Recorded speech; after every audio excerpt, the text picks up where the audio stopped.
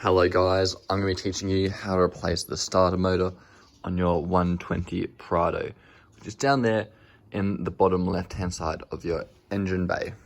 First step is, let's remove the wheel and jack up the car to access the motor.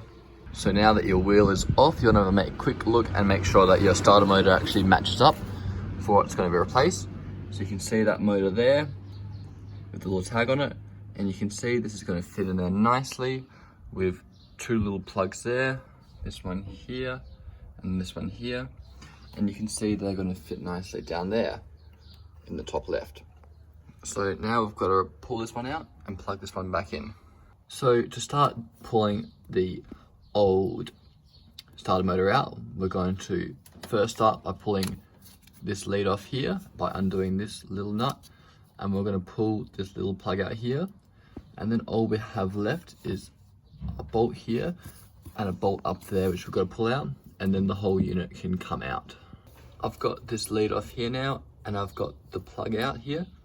I use some long nose pliers to simply pull this off, and I hit this with some WD-40 and then used a ratchet to get this off, and it wasn't too bad either. I've just given this a little bit of a clean up as well to make sure that connection's good. Now time for these bolts in here. So now I've got the bolts out holding it in place. There's one there, and then one up behind here, which is hard to see, but it's up behind here, right there. Now the starter motor should just pop out and wiggle off, like so. There we go. And just like that, our starter motor is out. So you can see where the bolts and nuts were. You can see where I've unplugged it here, and you can see where we're going to put the new one in. I really recommend you get a couple of breaker bars and you use some extension sockets somewhere. They're around here somewhere, because this is a bit of a bastard of a job to get to some of these nuts, but using this sort of equipment will make your life so much easier.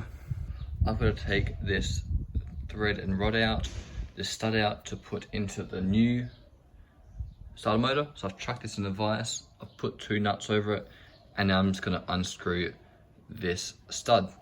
There you go, you can see this is coming out quite easily now.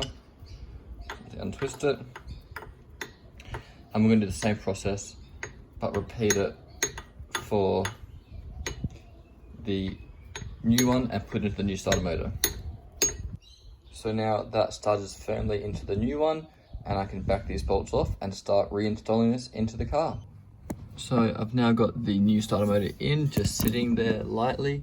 You can see it's still not sealed yet. I've got that nut on that thread there to stop that falling out. First off, I'm just going to tighten that top one, hand tighten, and then we'll chuck the screw in the bottom one, hand tighten that, and then I'm going to do up the rest of these solenoids and clean these up, and then we're good to start the car.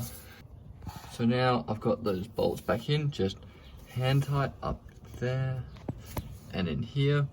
I'm going to tie them up with mechanical tools now, and then chuck these back on and plug that back in, and let's start the car and see how it goes. I have now plugged this back in and that little electrical switch there. The bolts are all tightened up. Let's plug the batteries back in on the car and turn her on and see how she goes. Now here is the moment of truth.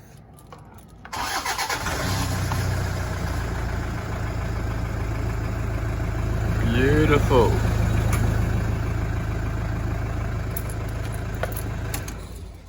Try that again.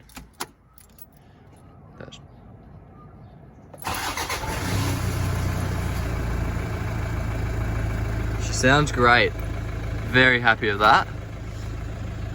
Nothing bad on the dashboard, that's all cool. Sweet as.